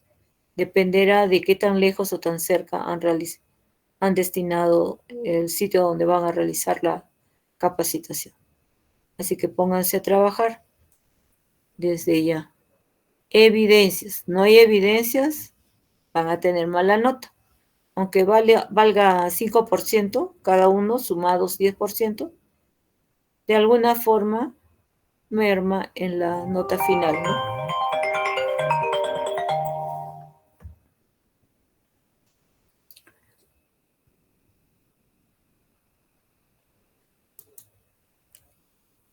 ¿Alguna otra pregunta?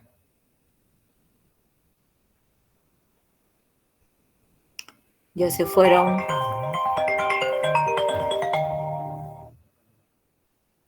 Ya se fueron. Estamos 33. Perdón, 33. 32 alumnos. Ya. Bueno, si no hay más preguntas, jóvenes, nos estamos viendo el día martes.